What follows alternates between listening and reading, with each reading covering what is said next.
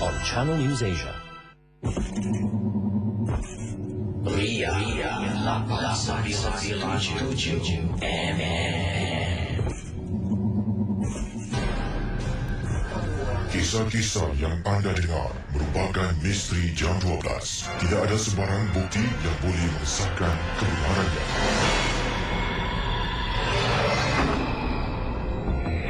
MG12 on call.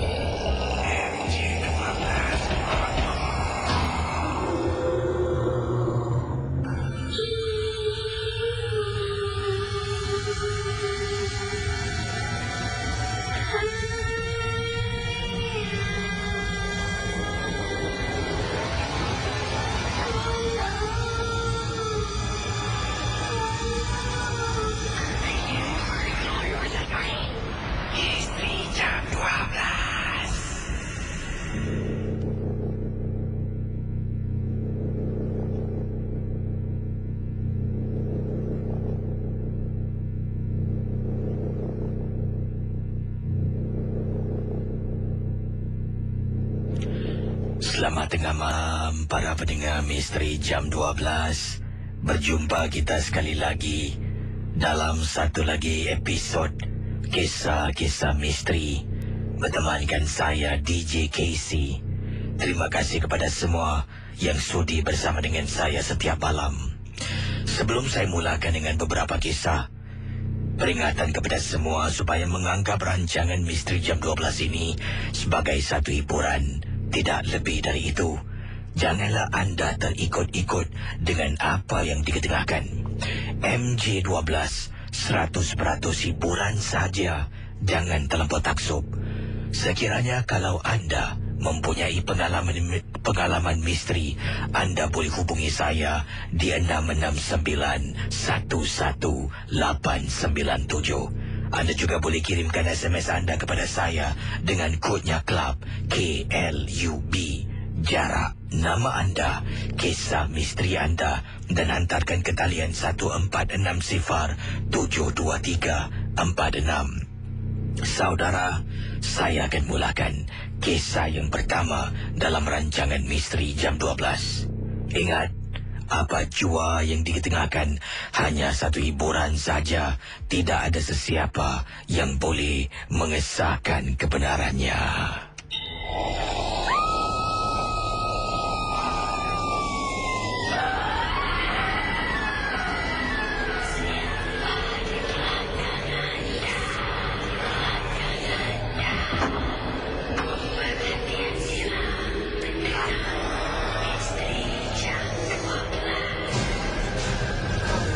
Kisah-kisah yang anda dengar merupakan misteri jam 12. Tidak ada sebarang bukti yang boleh mengesahkan kebenarannya.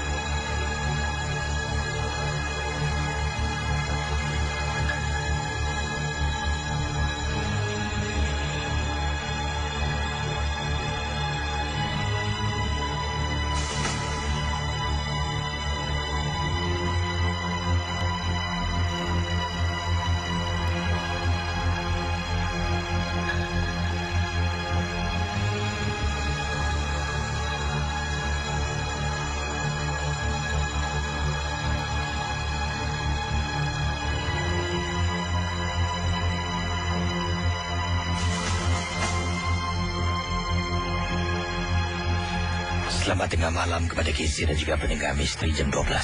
Nama saya Ayunita. Pengalaman yang Ayu ingin ketengahkan ini, kisah yang ingin saya kongsi ini adalah pengalaman saya ketika saya tinggal di salah sebuah hotel di Kuala Lumpur. Waktu itu saya bercuti dengan sahabat rapat saya. Kami seramai 3 orang telah pun bercuti di salah sebuah hotel Katanya Ayu dalam kiriman email kepada saya. Saya tidak begitu pasti, Casey, tentang hotel ini. Apakah sejarah di sebalik hotel ini? Tapi setelah saya berkongsi pengalaman saya dengan beberapa rakan di Singapura. Saya tidak ada kawan di Malaysia. Tapi bila saya kongsi dengan kawan-kawan saya, beberapa rakan di Singapura, ramai di antara mereka mengatakan hotel yang saya tinggal sebelum ini adalah bangunan lain. Hotel yang saya tinggal sebelum ini adalah sebuah bekas hospital lama. Saya tidak tahu sejauh mana kebenaran yang dikatakan oleh sahabat-sahabat saya. Tapi pengalaman saya ini, kejadian ini bersama dengan 2 orang rakan saya, kami bertiga menginap di hotel yang tak nak saya sebutkan namanya di sini. Katanya Ayunita. Kami bermalam di hotel ini di Kuala Lumpur selama 3 malam, 4 hari 3 malam. Peristiwa ini berlaku. Malam yang pertama, saya seorang yang rasakan. Malam pertama bila kami memasuki hotel itulah, daripada waktu petang, kami letakkan beg. Saya ada rasakan sesuatu yang tak kena, yang tak elok dengan bilik hotel yang kami tinggal. Tapi itu mungkin perasaan lah. Memasuki tempat yang baru, bukan tempat kita. Saya tidak begitu indahkan perasaan saya itu. Malah saya bersangka baik. Kami bertiga masuk ke dalam bilik hotel, letak barang-barang, dan setelah beberapa minit itu kami keluar. Keluar terus, pergi makan, kemudian menonton wayang, membeli belah, dan hanya pulang ke bilik kami sekitar jam 9 lebih malam. Dalam kami berjalan, Casey, daripada lift bilik hotel kami di tingkat atas, berjalan menuju ke arah lift, saya rasa macam saya terpandang seseorang. Saya tidak pasti, katanya Ayu. Bila kami keluar dari lift hotel kami, saya rasa saya nampak ada perempuan, seorang gadis, sedang berdiri di hadapan pintu bilik hotel kami. Pendengar Misteri Jam 12. Jadi saya tidak tahu sebenarnya yang itu adalah pintu bilik hotel kami. Sebabnya, sebelum sampai ke pintu bilik hotel kami, ada beberapa pintu lah. Pintu yang pertama, kedua, ketiga, keempat, kelima dan sebagainya. Oleh kerana itu malam yang pertama, saya tidak pasti pintu kami pintu yang keberapa. Tapi setelah sampai depan pintu bilik hotel, saya macam merasakan, tadi macam aku nampak ada orang diri depan pintu. Tapi Tetap saya tidak fikir yang buruk, yang bukan-bukan. Mungkin orang yang saya nampak itu daripada bilik sebelah kiri ataupun bilik sebelah kanan.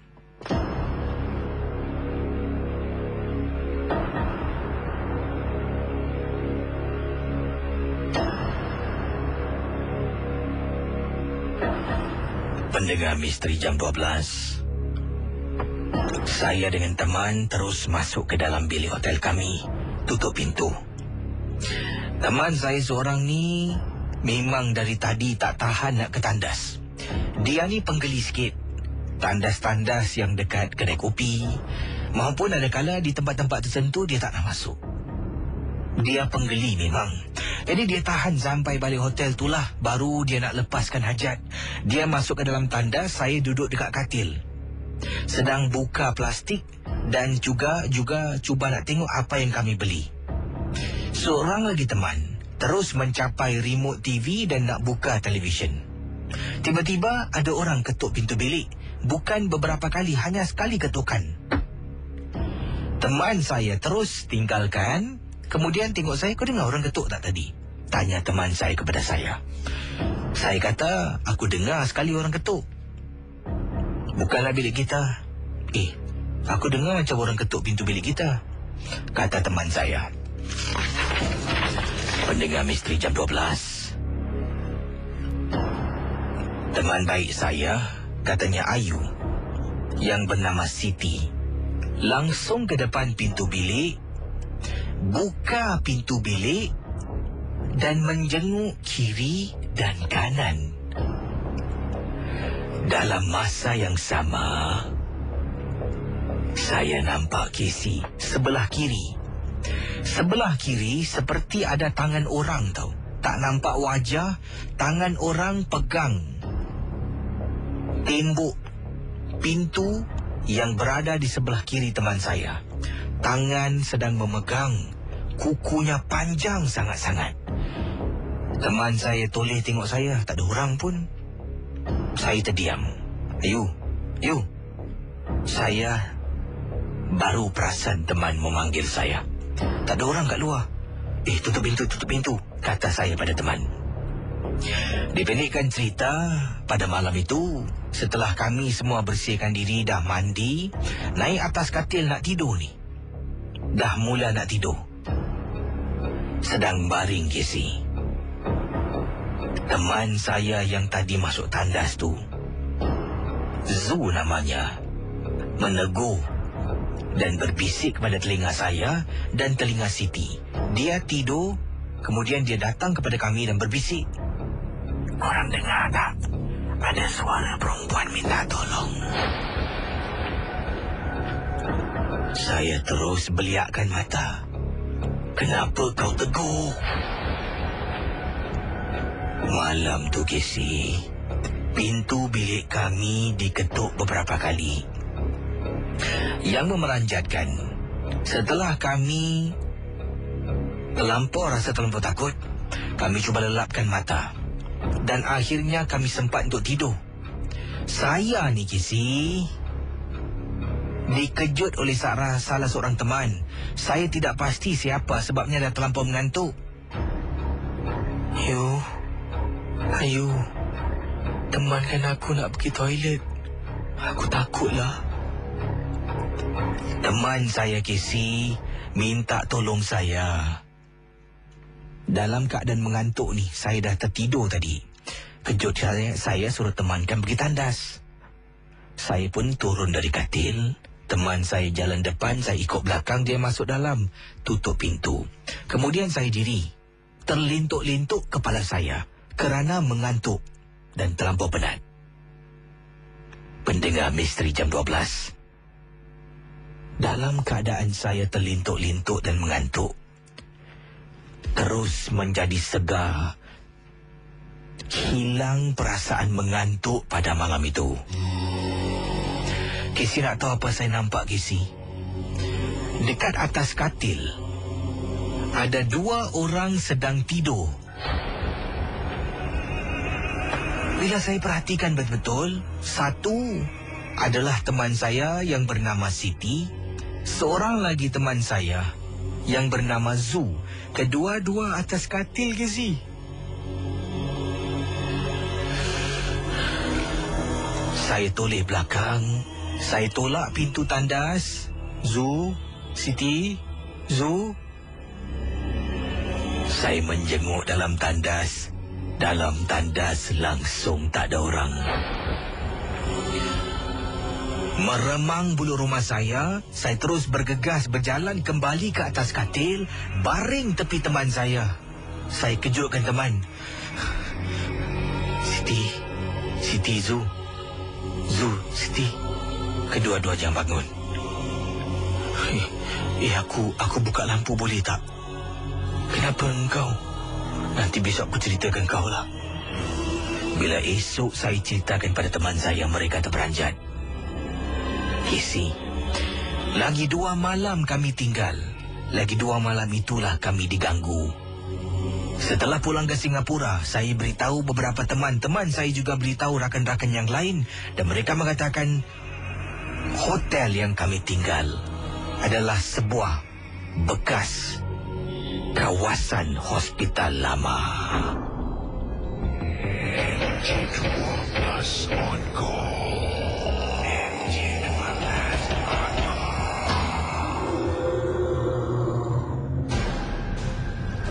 Kisah-kisah yang anda dengar merupakan misteri Jam 12. Tidak ada sebarang bukti yang boleh mengesahkan kebenarannya. 8 Merona, 9 Satu Rasa, 7 Ria 897. Minggu lalu, rembat pendapat dalam Singa Maksima. Selamat petang, bang. Apa khabar? Apa khabar baik, Abang? Siapa di ujung talian ini? Ni Abang Nas ni. Abang Nas main burung? Main. Wow, berapa banyak burung? Saya ada 2 burung. Wow. Jadi pastikan anda bersama dengan saya Zari Ismail setiap hari Isnin hingga Jumaat 2 hingga 6 petang dalam ruangan Singa Maksima di Ria 897 FM. Sambil-sambil kerja boleh juga dengar. Misteri Jam 12 dibawakan untuk anda oleh Soul Renovation Contractor Private Limited. Like kami di facebook.com/Soul Renovation. Laman kami soulreno.com.sg.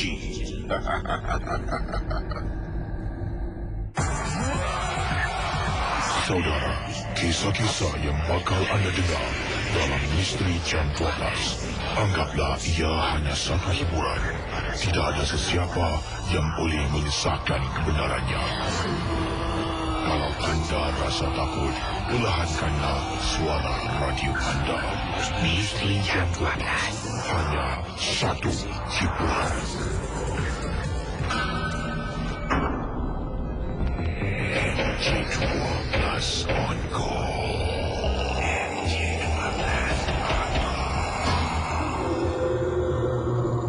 Ada kiriman satu ni, kiriman daripada Midah. Katanya Midah, Assalamualaikum KC. Waalaikumsalam warahmatullahi taala wabarakatuh. Nama saya Midah. Nama panjang Hamidah, KC boleh panggil Midah. Nama manja lah tu. Saya pernah bawa anak saya pergi kampung, iaitu di Pontian. Ini merupakan kampung ibu saya lah. Ibu saya berasal dari Malaysia.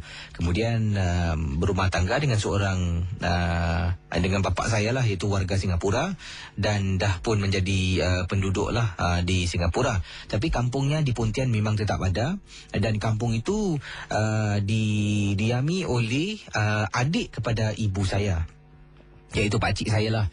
Jadi nanti pada sebulan sekali 2 kali ibu dengan abah saya akan balik kampung, dan mereka akan di sana. Saya pun kadang-kadang akan ke sana lah. Sebabnya suasana kampung ni memanglah dah susah nak cari ni. Dekat Pontian di Pekan Denas, katanya Midah. Jadi bila bawa anak saya yang berusia 13 tahun, anak perempuan, beberapa kali tu dia macam tak nak berbual, takut, bersendirian. Dan malam hari nanti bila nak tidur, dia akan cubalah tanya saya, boleh tak dia tidur dengan saya. Nanti kadang-kadang saya tanya kenapa. Dia katanya takutlah, takut. Dan saya pernah beritahu dia jangan takut. Tak ada apa-apa yang takutkan. Sebabnya saya rasakan mungkin situasi lain lah. Kalau di Singapura tu rumah-rumah flat, di kampung tu memang gelap je si. Sekeliling kampung tu, kecuali dalam rumah yang ada lampu lah. Kalau di luar hutan, dekat kawasan ladang, tanaman, memang gelap sangat-sangat. Jadi pada malam tu saya ni terbangun pukul 1 pagi. Saya nak tengok anak saya tau KC. Nak tengok anak saya yang sedang tidur dalam bilik, dia okey ke tidak lah.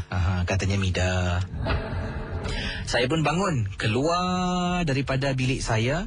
Suami tengah tidur ni. Saya jalan perlahan-lahan pergi ke bilik anak saya. Tolak pintu, tengok anak saya sedang baring atas katil. Jadi bila dia baring ni, belakang dia ni membelakangi pintu. Dia memandang ke arah tingkap dengan timbuk dekat dalam bilik tu lah. Dia tengah baring sambil selimut peluk bantal. Saya duduk tepi dia. Saya pun usap kepala anak saya 2 kali, 3 kali. Kemudian saya pun mendekati anak saya nak cium dahinya. Bila saya dekat, wanginya anak aku ni. Saya cakap dalam hati ni, wangi sangat anak saya. Saya pun tak fikir apa-apa, tapi bulu roma dah mula meremang. Saya cium, kemudian saya bangun. Sambil saya bangun jalan keluar, entah macam rasa tak sedap hati lah KC. Saya keluar dari bilik, nak masuk bilik saya, terperanjat saya apabila nampak anak gadis saya sedang baring dekat tepi katil di atas lantai dalam bilik di mana saya dengan suami sedang tidur. Pendengar Misteri Jam 12, saya tergamam seketika. Saya terperanjat sangat-sangat. Bila saya keluar, saya memang tak nampak. Saya main keluar dan terus hingga bilik anak. Masuk dalam bilik, ternampak kisi anak saya sedang baring. Kisi rasa takkan saya nak pergi balik periksa bilik anak. Saya buat bodoh kisi. Baring atas katil, Kemudian saya tunggu sampai esok. Keesokan harinya, saya tanya anak saya, semalam ada masuk bilik mama, tidur dalam bilik mama? Ada, Ma. Pukul berapa kau masuk? Pukul 12. Casey, bila saya sadar pukul 1 pagi, anak saya sebenarnya dah beralih tempat. Masya Allah, Casey. Siapa yang saya sentuh, saya cium, bau wanginya memang menakutkan, Casey. Terima kasih. NG12 on call.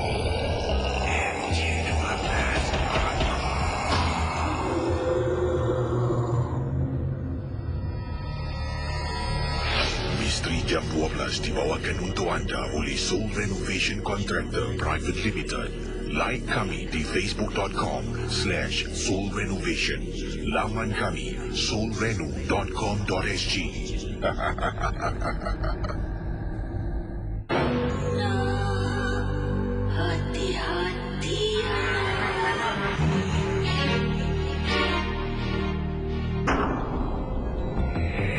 NG12 on call.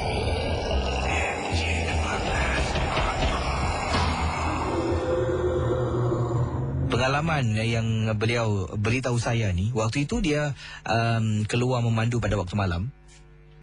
Dan dia selalunya dia memandu ni paling lewat dia akan pulang jam 11. Dia memandu seorang diri lah. Dia akan keluar pagi, kemudian tengah hari dia berhenti, dan kemudian malam tu dia akan terus memandu jam 10-11 dia akan balik.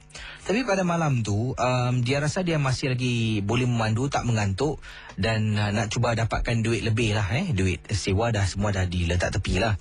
Jadi dia terus memandu selepas jam 11 malam dan hampir-hampir 12:30 malam. Waktu itu Cik Ramli katanya saya berada dekat kawasan Chua Chu Kang, Casey. Sedang memandu.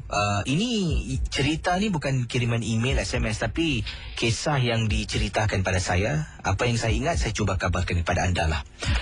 Waktu itu kata Cik Ramli, ketika dia sedang memandu di kawasan Chua Chu Kang, taksinya ditahan oleh seorang orang bangsa Cina lah.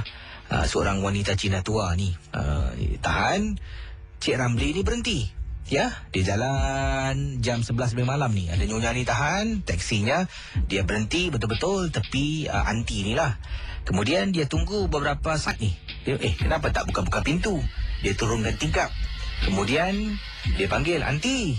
Anti itu sedang tahan taksi dekat belakang ni. Dia gustan ke belakangkan kenderaan lah. Kemudian dia panggil, Anti dia jenguk. Yes. Mau naik taksi kan? Masuklah. Kemudian Anti itu pun tak berfikir panjang.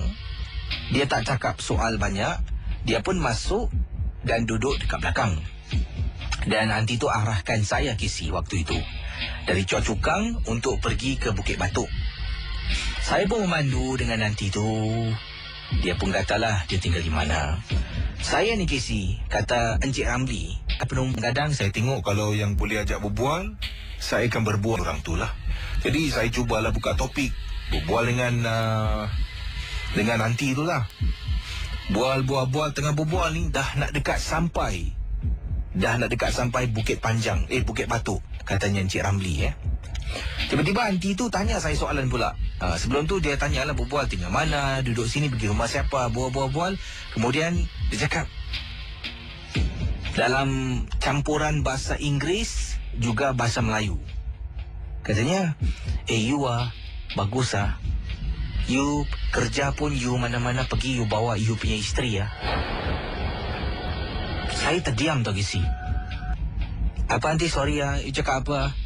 Yalah, baguslah, you mana-mana pergi, you bawa you punya isteri. Ini depan you punya isteri kan? Casey, kata Encik Ramli, waktu tu saya terus tergamam, Casey, tak tahu nak cakap apa. Tempat duduk depan langsung tak ada orang. Saya, ya Anti, ya. Okeylah, kadang-kadang lah. Ya. Sampai saja dekat depan rumah, iaitu di kawasan Bukit Batok, dia pun bayar duit teksi. Saya nak kasih balik duit. Dia kata tak apa, never mind, keep the change. Bilinnya $1. Saya toleh belakang. Dia cakap dengan saya, "Pakcik, terima kasih ya." Kata aunty tu. "Makcik, thank you ah. Sorry ya." Tutup pintu, dia jalan. Terus bulu rumah saya meremang. Dan saya, kata Encik Ramli, boleh bau wangi dalam teksi saya. Dah tak sedap hati. Itu macam isyarat tu untuk saya berhenti daripada memandu. Saya terus pesong jalan, pergi ke kawasan Bukit Batok, restoran 24 jam. Duduk dekat sana, minum secawan kopi. Lebih kurang dekat setengah jam duduk di sana, baru kembali pada teksi dan saya pulang ke rumah. Kisi, saya, katanya Encik Ramli pada waktu itu, memang yakin aunty tu cakap dengan saya yang saya ke mana-mana bagus bawa isteri. Saya seorang memandu, kata Encik Ramli. Terima kasih dan selamat tengah malam. Saudara, kisah-kisah yang bakal anda dengar dalam Misteri Jam 12. Anggaplah ia hanya sangka hiburan. Tidak ada sesiapa yang boleh mengesahkan kebenarannya. Kalau anda rasa takut, perlahankanlah suara radio anda.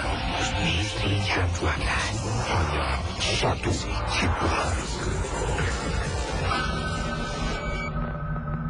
Baik, kita terus berkongsi pengalaman-pengalaman anda. Apa jua yang diketengahkan hanya satu hiburan, tidak ada sesiapa yang boleh mengesahkan kebenarannya. Kisah ini berikutnya, kalau tadi 2 kisah dari Singapura, yang ini pengalaman yang diceritakan kiriman email kejap. Ini dari Malaysia, berkongsi dengan saya. Datangnya daripada Kifah. Katanya Kifah Alifah. Nama macam artis. Assalamualaikum, Waalaikumsalam. Nama saya Kifah Alifah. Saya ni pendengar MJ12 yang setia dari Malaysia. Dan pengalaman yang saya nak ceritakan ni tentang kawan baik saya. Dia sebenarnya telah pun meninggal dunia kemalangan jalan raya apabila dia dan juga tunangnya memandu di lebuh raya dan telah pun dilanggar oleh lori dan menyebabkan kematian di tempat kejadian. Memang sedih bila kami rakan-rakannya, termasuklah pasti keluarga, asyik mangsa menerima berita tentang pemergian arwah teman saya. Jadi saya pergi menziarahi si arwah di rumahnya.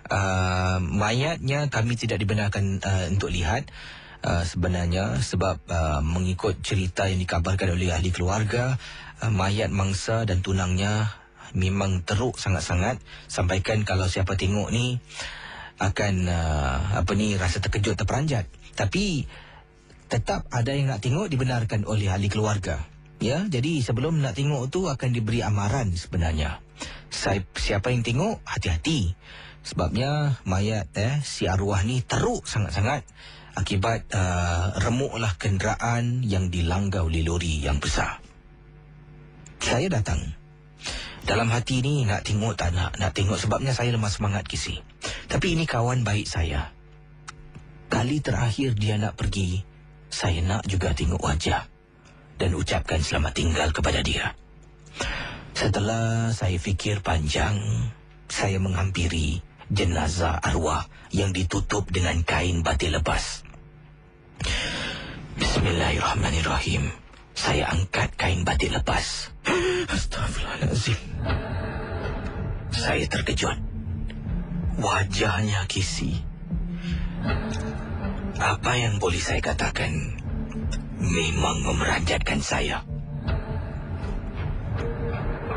Saya tutup balik kain tu. Bismillah, bismillah, ya Allah, bismillah. Dah tak boleh lupa Kisi wajahnya. Setelah habis semua upacara, kami pulang ke rumah. Malam tu Kisi, saya nak tidur katanya Kifah Alifah. Sedang saya baring di atas katil, saya macam terbayang-bayang wajah arwah teman dekat tingkap bilik saya berkafan dengan wajah yang remuk, sedang ketuk tingkap bilik saya dengan menggunakan kepalanya beberapa kali.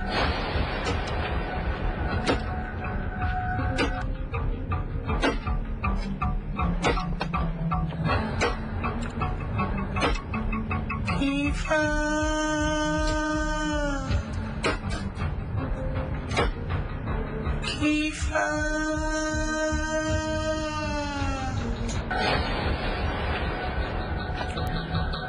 terbangun.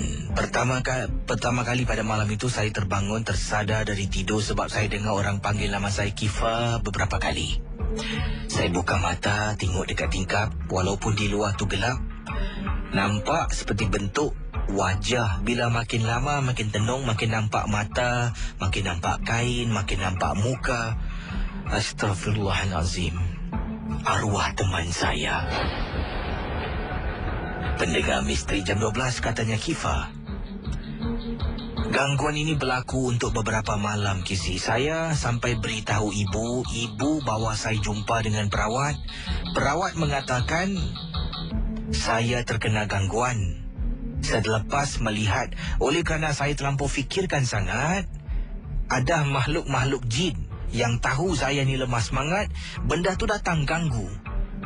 Benda ni, makhluk jin, boleh menyerupai apa-apa jua kecuali Nabi Muhammad, katanya pakar tersebut.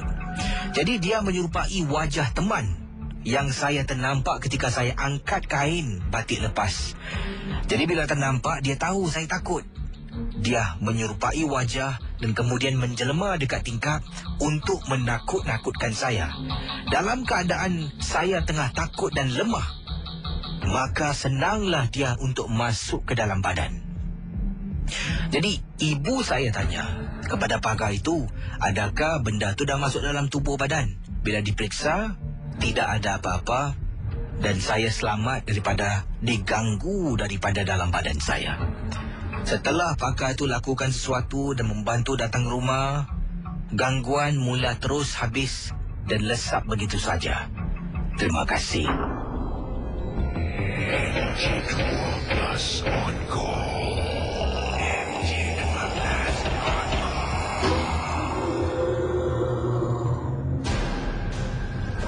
Kisah-kisah yang anda dengar merupakan misteri Jam 12. Tidak ada sebarang bukti yang boleh mengesahkan kebenarannya. Mereka terus berhibur. Saudara, kisah-kisah yang bakal anda dengar dalam misteri Jam 12, anggaplah ia hanya satu hiburan. Tidak ada sesiapa yang boleh mengesahkan kebenarannya. Kalau anda rasa takut, perlahankanlah suara radio anda. Misteri Jam 12, hanya satu hiburan. MG12 on call.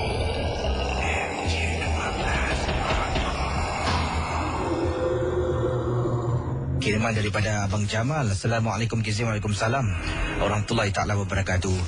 Peristiwa yang saya nak kongsi sama ni tentang ini bukanlah seram mana, katanya Abang Jamal. Saya ni bertugas sebagai seorang pengawal keselamatan dan lazimnya kalau bertugas kita akan ada dua lah yang bertugas pada satu malam. Dan pada waktu pagi pula ada 3 orang. Sebabnya pagi 3 orang ni perlu banyak cek, pemeriksaan banyak yang perlu dilakukan. Dan pada malam tu tidak begitu banyak pemeriksaan. Sebabnya tak ramai yang dibenarkan untuk keluar masuk bangunan yang kami jaga. Cuma ada 2 orang sahaja. Dan ada seorang rakan ni saya nak ceritakan. Apabila dia datang, dia suka sangat duduk dekat satu tempat duduk kerusi ni lah. Kerusi ni kirakan kerusi ni dia yang punya lah. Ramai tak suka duduk kerusi tu. Satunya kerusi tu tempat duduknya bila kita sandar, dia akan terus ke belakang dan tidak begitu selesa. Cuma seorang rakan ni suka sangat duduk di kerusi yang disebutkan. Tapi yang menghairankan saya, pada malam tu saya telah pun beberapa malam jaga seorang diri. Beberapa malam saya jaga tempat saya bertugas ni sebagai pengawal keselamatan seorang diri. Oleh kerana syarikat yang saya bertugas ni tidak cukup orang, mereka tidak letak sesiapa pada waktu malam. Saya ni bertugas permanent dengan seorang lagi rakan pada waktu malam. Rakan saya yang sepatutnya datang berada di hospital kerana jatuh dan sekarang ini dalam keadaan kritikal. Jadi dia tidak dapat hadir untuk beberapa malam itu saya bertugas.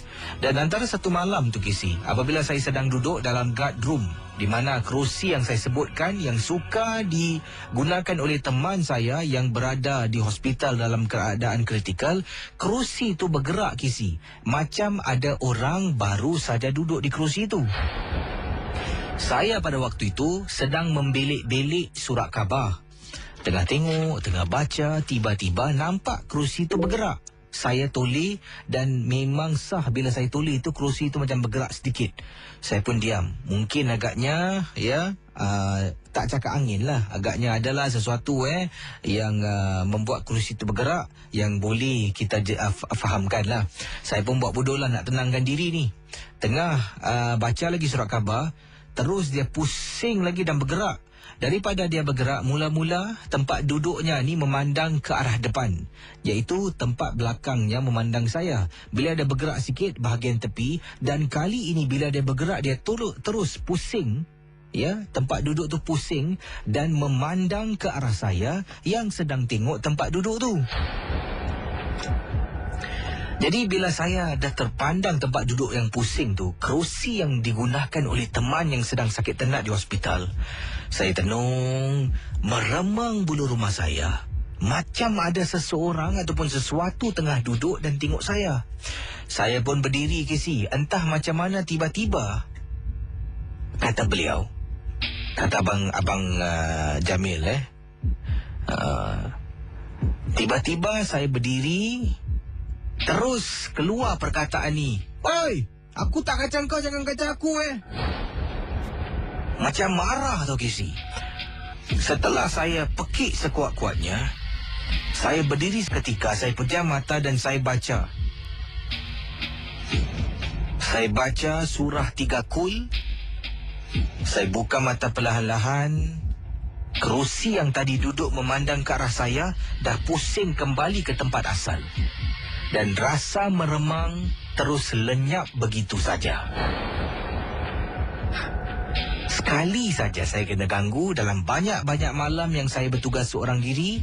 Hanya malam itu sahajalah yang saya terkena gangguan. MJ12 on call.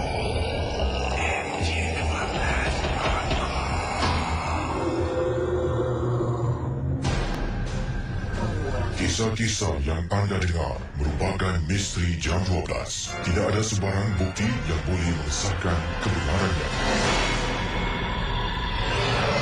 Ria, terus berhibur bersama kami sebentar lagi. Cleaning this city is a lot harder than it looks. This thing doesn't stop moving. As Singapore gets bigger and busier, Oh, lovely. can our system keep up? The human waste species. When it comes to dealing with our waste, Singapore is fast running out of options. Cleaning Singapore on the debut episode of Singapore Review, Sunday 8 p.m. on Channel News Asia. Ria 8997 MM.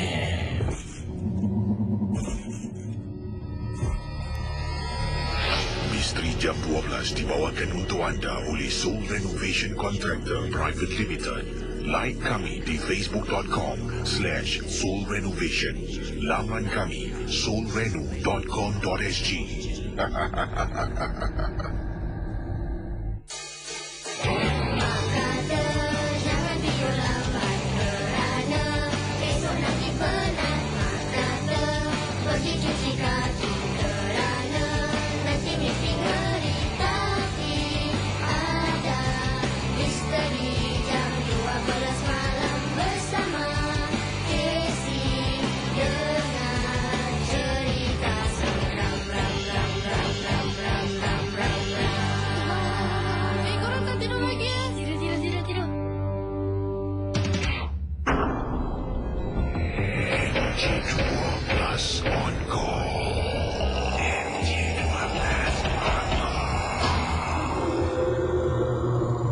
Ini kisah yang ringkas mana ni daripada Firdaus yang ketengahkan satu pengalaman beliau. Katanya, Firdaus, Casey, saya pernah satu ketika dahulu memancing, dan perkara yang saya nak ceritakan ini berlaku di Pulau Ubin. Saya dan teman saya, hanya kami berdua saja yang memancing. Kami bermalam di sanalah. Bila sampai pada waktu petang, kami pergi spot memancing dekat Pulau Ubin dan mula memancing. Kedua-dua kami akan duduk berdekatan dengan tepian pantai, dan setiap kali bila dapat ikan tu akan masuk dalam styrofoam box, di mana styrofoam box itu kami letak tepi kemah kami yang jauh daripada tepian pantai. Pada malam tu hanya kami berdua sahaja. Hanya kami berdua, kata Firdaus, saya dan teman saya yang berada di tempat itu. Tempat spot memancing di Pulau Ubin yang saya katakan dekat dengan tepian pantai ini memang terkenal. Tapi kalau dah malam hari, nak jalan ni agak gelap. Sebabnya kena melepasi beberapa kawasan semak samun, dan kiri kanan adalah hutan-hutan kecil. Bila sampai antara katanya di sini, sebelah kiri kalau kita berdiri, sebelah kiri merupakan air sungai, sebelah kanan air laut. Di situlah selalunya banyak ikan. Jadi pada waktu itu, katanya Firdaus, dah dapat ikan ni, taruh, simpan. Kemudian setelah lebih kurang 3 jam kita memancing ni, ada jugalah beberapa ekor. Saya tidak pasti, tapi saya tahu ikan yang kami dapat lebih dari 3 ekor. Lebih dari 3 ekor.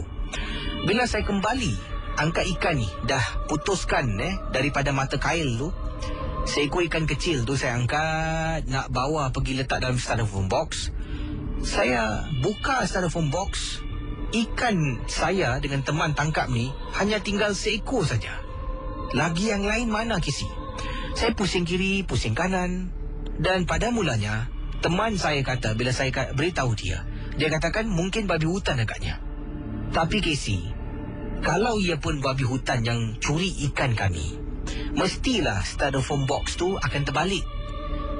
Sebabnya dia nak keluarkan ikan, dia takkan terbalik kemudian diletak elok-elok balik di tepi kemah. Saya kata pada teman. Jadi kami berdua terdiam seketika. Kita terus memancing sampai pada satu waktu tu, ikan yang kami hanya tinggal satu tu, kami dapat tambah dan tambah. Dan sambil tu juga kami pun terus berhenti memancing dan berehat, isap rokok, makan, minum, duduk depan, kita berbual-bual sampai mengantuk, kedua-dua masuk dalam kemah.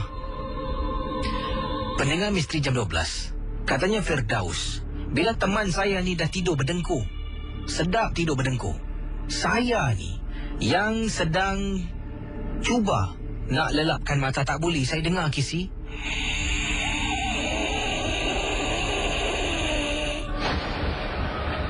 pada mulanya saya ingatkan teman saya yang berdengkur.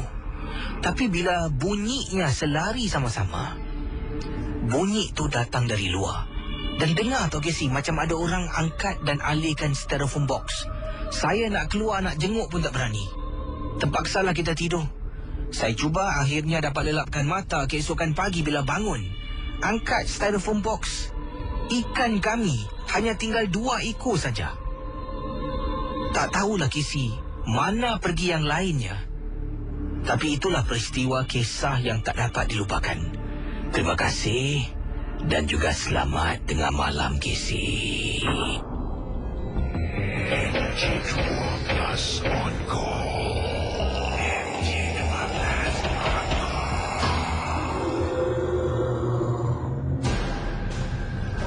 Kisah-kisah yang anda dengar merupakan misteri Jam 12. Tidak ada sebarang bukti yang boleh mengesahkan kebenarannya. Ria, terus berhibur bersama kami sebentar lagi. Misteri Jam 12 dibawakan untuk anda oleh Soul Renovation Contractor Private Limited. Like kami di facebook.com/soulrenovation. Laman kami soulreno.com.sg.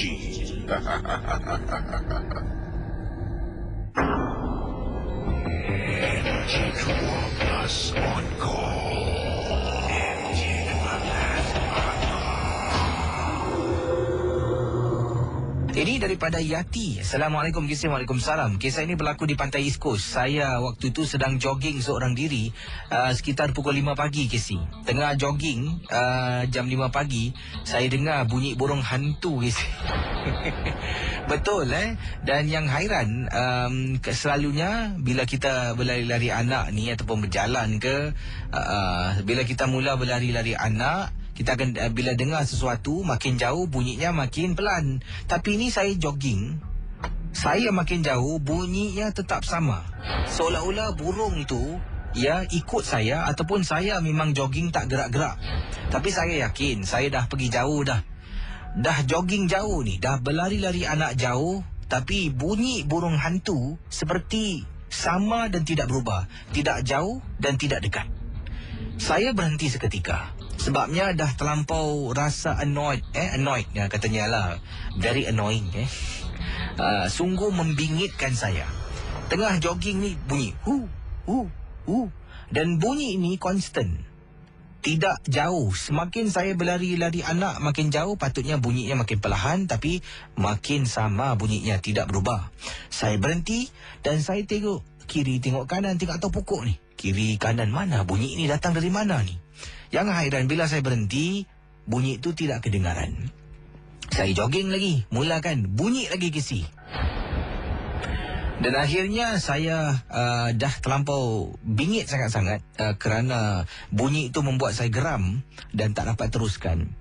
Jadi saya pun patah balik, nak balik ke rumah. Dalam perjalanan nak balik ni, yang menakutkan saya bila sampai rumah saya tinggal di Marine Terrace. 5 pagi, Kisah, 5 lebih pagi. Berdiri depan pintu, keluarkan kunci nak buka masuk rumah. Tengah berdiri depan pintu, saya dengar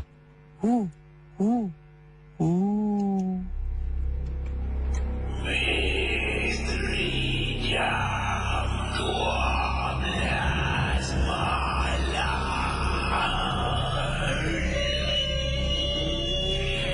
Misteri Jam 12.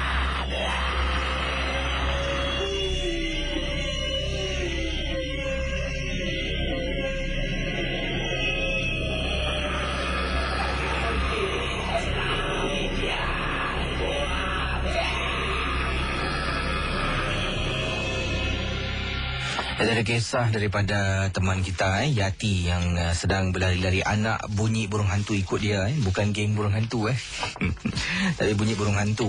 Kata Yati dalam kiriman email ringkas. Yang ini respon kepada kisah akak tadi tu yang ceritakan tentang beliau dan cucu pergi beli aiskrim di Pantai Changi. Katanya saya juga pernah, ini Hafizi kata, saya juga pernah berjalan dengan isteri. Apabila tiba-tiba isteri saya lah yang sedang jalan tepi saya ni ambil angin tepi pantai, jalan pimpin tangan, tapi saya dapat rasakan macam ada sesuatu yang berubah pada waktu itu apabila isteri terus rapat dengan saya dan peluk tangan saya, bukan pimpin tapi peluk tangan saya sambil jalan, tak nak pandang ke depan, dia tengok bawah. Saya nak bersuara pun tak sampai hati sebabnya takut nanti salah cakap, nanti dia takut sampai dalam kenderaan kita memandu pergi makan. Tengah makan saya bersuara tanya dan mula-mula dia macam tak nak cerita dengan saya sebabnya dia takut. Lepas saya pujuk dan kata baik-baik pada dia, cerita yang sama macam kakak tadi tu apabila isteri mengatakan yang dia ternampak sesuatu dekat atas pokok, macam ada orang sedang duduk dan melihat memandang ke arah dia. Keadaan wanita atau orang tu agak menyeramkan sampaikan isteri saya tak nak ceritakan keadaan sebenar benda yang dia ternampak. on call.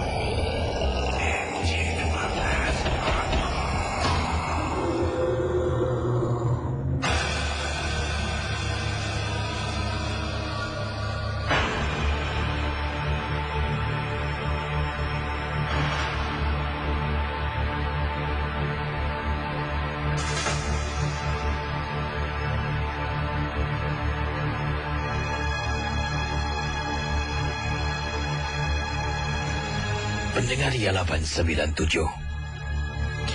Berikut kisah yang ingin saya ketengahkan ini adalah gabungan Tapi audio ini dikirimkan sebelum itu. Audio ini dikirimkan kepada saya untuk saya dengar, supaya saya dapat terangkan kepada anda dengan lebih jelas lagi. Saya diamanahkan untuk tidak keudarakan audio ini hanya untuk saya dengar, dan saya boleh bunyikan suara yang dirakamkan kembali. Yang ini daripada Nazri. Begini kisahnya.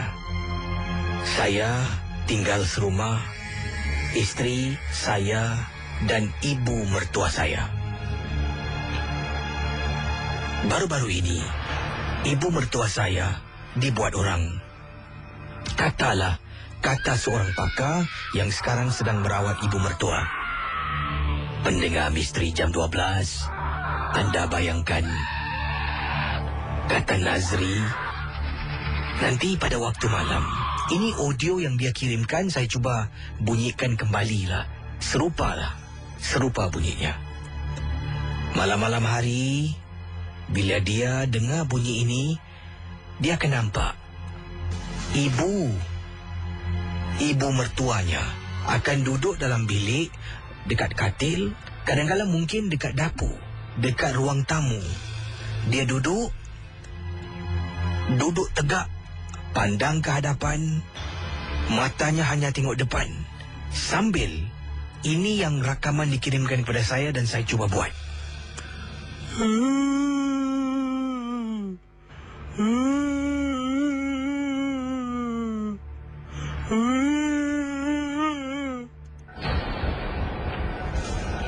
Pendengar Misteri Jam 12, nanti bila tengah tidur, isteri saya lah.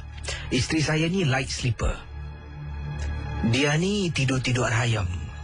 Nanti dia akan kejutkan saya. Bang, abang dengar tak mak? Mak buat lagi bang, kata isteri.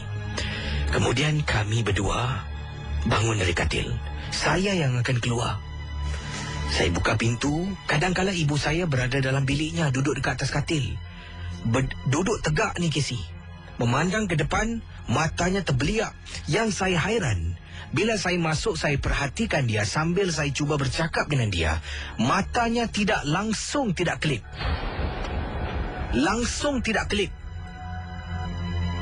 Sampaikan baru-baru ini bila ajak pergi doktor kata dia ada masalah pada matanya. Matanya terlampau kering sangat-sangat. Sebabnya akibat daripada mungkin saya rasa perbuatan pada waktu malam. Nanti kadang-kala bila saya buka pintu bilik pula, dia akan duduk di ruang tamu. Kadang-kala duduk di dapur, di meja makan.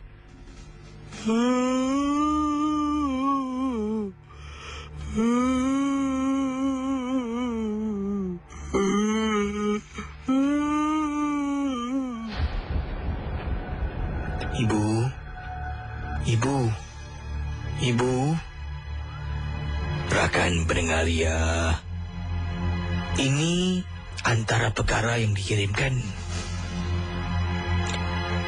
Pernah terjadi sekali dalam rumah saya. Apabila saya kata pada isteri, teman saya minta tolong, kenderaannya rosak. Jadi waktu tu jam 11 malam, kami berdua suami isteri dah nak masuk tidur. Ibu saya dah masuk bilik, dah tidur dah.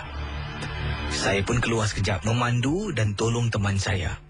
Tiba-tiba sedang saya tolong teman, keretanya yang rosak di tepi lebuh raya. Saya dapat panggilan, "Abang, balik cepat bang, boleh tak bang?" Dengar suara isteri dalam keadaan ketakutan. Saya tanya, "Kenapa dengan awak ni?" "Bang, abang dengar tak?" "Casey, apa yang saya kirimkan pada Casey adalah benar." Salimah.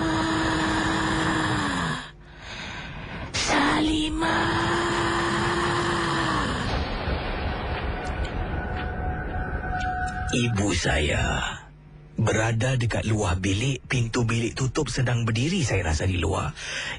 Isteri saya cuba dekatkan gagang telefon pada pintu bilik kami. Suara ibu saya memanggil isteri saya, "Salimah, suruh buka pintu." Setelah saya tolong, saya terus bergegas pulang ke rumah. Bila saya buka pintu, masuk dalam rumah, tengok ibu saya sedang nyenyak tidur. Saya buka pintu, isteri dalam keadaan ketakutan sedang menangis. Saya kata pada isteri, takkan mak, takkan ibu yang buat. Ibu kan tengah tidur, kata saya. Tapi isteri kata, abang tadi dengar kan bang? Suara orang panggil saya Salimah beberapa kali. Pendengar Misteri Jam 12. Sampai saat ini, ibu saya masih lagi dirawat oleh seorang pakar. Saya berharaplah apa jua yang menghantui beliau akan berakhir secepat mungkin. Kisah-kisah yang anda dengar merupakan misteri Jam 12. Tidak ada sebarang bukti yang boleh mengesahkan kebenarannya.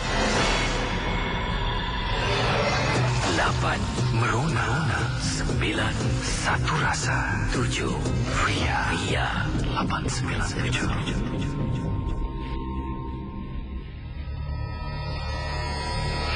Misteri Jam 12 dibawakan untuk anda oleh Soul Renovation Contractor Private Limited.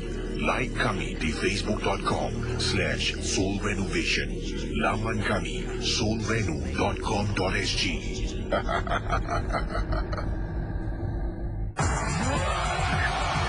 Saudara, kisah-kisah yang bakal anda dengar dalam Misteri Jam 12, anggaplah ia hanya satu hiburan. Tidak ada sesiapa yang boleh menyesatkan kebenarannya. Kalau anda rasa takut, perlahankanlah suara radio anda. Misteri Jam 12, hanya satu hiburan. MJ12 on call.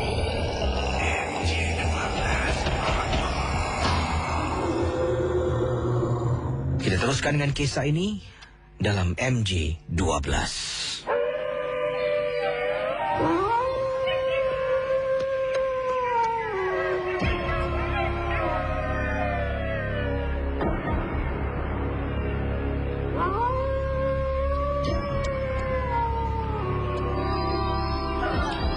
Pendengar Misteri Jam 12, kisah berikut ini yang saya nak bacakan entah benar ataupun tidak. Jangan kita terlampau percaya dan terikut-ikut. Kiriman ini datang dari seberang. Katanya, Hana beritahu saya, kalau Kisi nak sampaikan kisah ini, saya tak kisah. Tapi tolonglah Kisi, jangan sebut nama kampung saya. Saya pendengar Misteri Jam 12 berasal dari Malaysia. Pengalaman saya tentang kampung saya. Tapi perkara ini berlaku. Perkara yang nak diceritakan berlaku lebih kurang 20 tahun yang lalu. Wah, lama tu Katanya Hana, di kampung saya pada waktu itu ada sesuatu yang sebenarnya menghantui penduduk kampung. Setiap kali bila tiba masanya, antara perkara yang akan berlaku paling orang takut bila bulan penuh. Bila berlakunya gerhana bulan, nanti akan ada seseorang dengan kayu dan pengetuk. Dia akan jalan satu kampung, dia akan ketuk tok tok tok tok tok tok tok tok, gerhana bulan, gerhana bulan, gerhana bulan. Dia akan pergi. Orang-orang kampung saya Kisi, termasuklah ibu, termasuklah suami saya, yang kami tinggal serumah ni, semua akan lari. Tak kira di kedai kopi di mana mereka duduk, semua akan lari.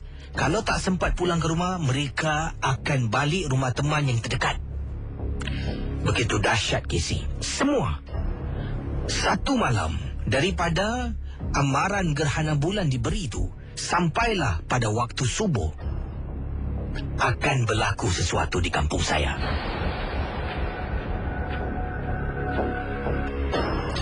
Pendengar Misteri Jam 12, tingkap pintu semua ditutup rapat.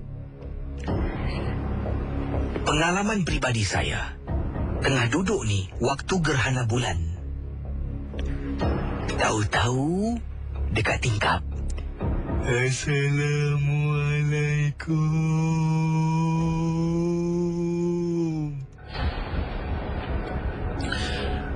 Dengar seperti orang beri salam, Kisi. Betul, Kisi. Macam bunyi orang beri salam. Bang, ada orang beri salam, bang. Bukalah, bang. Mana tahu dia nak masuk rumah kita, tak sempat nak balik. Itu bukan orang. Awak dengar betul-betul. Assalamualaikum.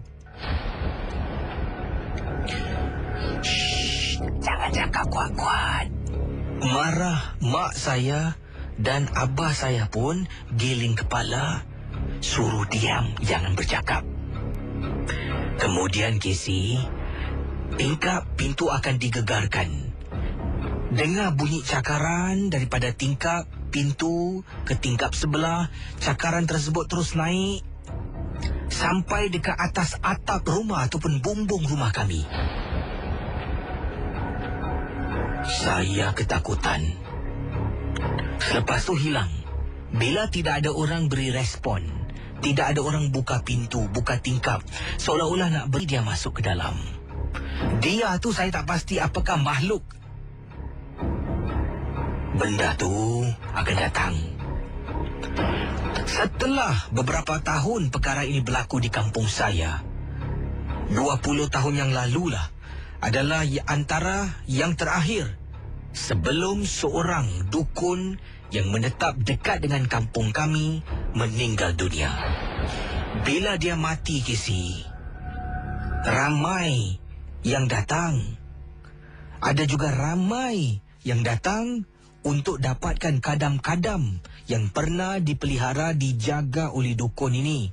Tapi nasib baiklah, dengan bantuan 5 orang imam, bukan satu, Kisi, 5 orang imam datang sambil jenazah si dukun ni diusung pergi ke tanah perkuburan.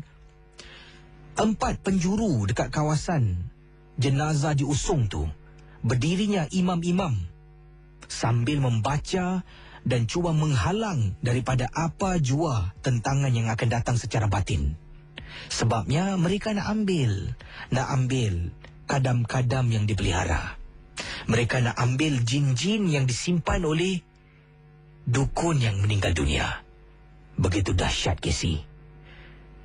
Tapi sekarang saya dah tak duduk kampung tu lagi. Saya dah berpindah ke bandar. Kalau Casey nak tahu, pengalaman ini benar-benar berlaku pada saya. Terima kasih dan selamat tengah malam. MJ12 on call. MJ12 on call.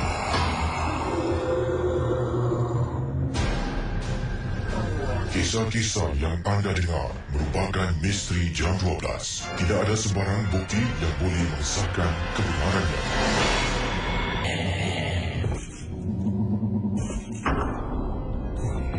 MJ12 on call.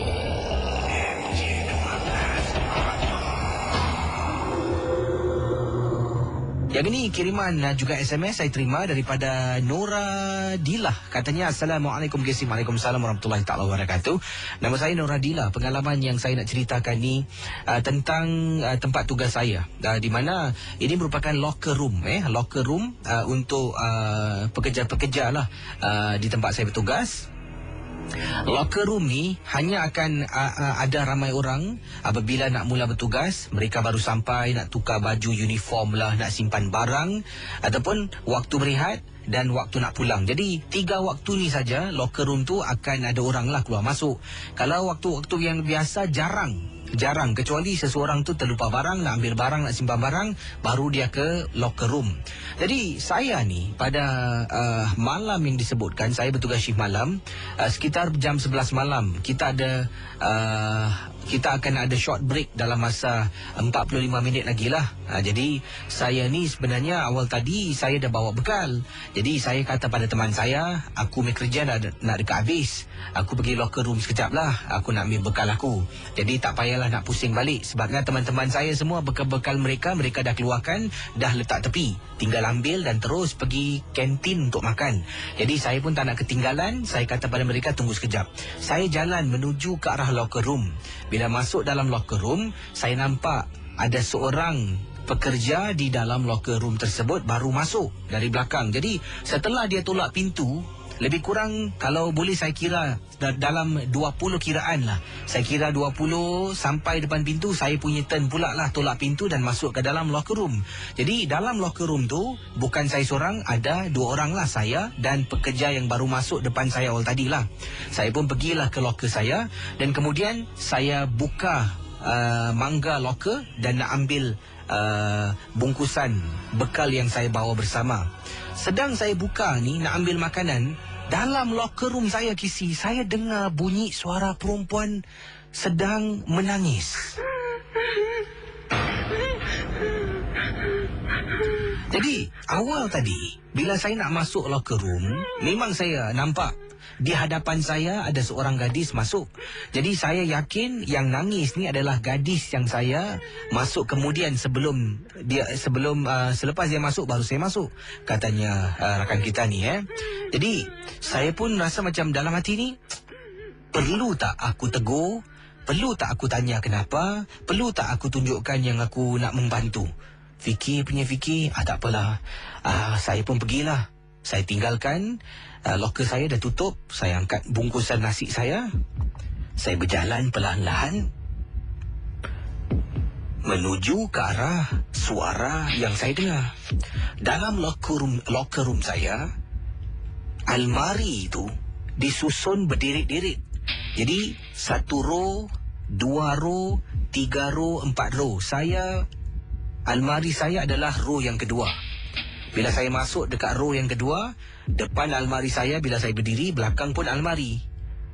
Jadi sampai kalau tak silap saya, ada dalam 7 atau 8 row dalam setiap bilik locker yang disiapkan oleh syarikat kami. Dengar suara macam datang daripada hujung locker room. Saya jalan perlahan-lahan dengan nasi saya. Saya jalan, saya tengok mana pula ni budak ni. Tadi aku dengar dia menangis. Tiba-tiba berhenti tau, Casey. Jalan. Saya tengok, tak ada orang, dah sampai hujung ni. Kalau dia keluar, mesti saya nampak. Sebabnya, locker saya adalah row yang kedua. Row yang pertama baru pintu. Jadi kalau dia lalu depan saya, mesti saya nampak. Casey, saya tengok, tak ada orang, Casey. Langsung tak ada orang. Apalagi, Casey, saya ke belakang pusing. Berdesut saya lari sampai depan pintu. Saya tolak pintu locker room. Saya terus lari ke tempat tugas saya. Dan tercungap-cungap saya dibuatnya. Saya ceritakan pada teman saya tentang gangguan yang saya alami. Mereka semua takut.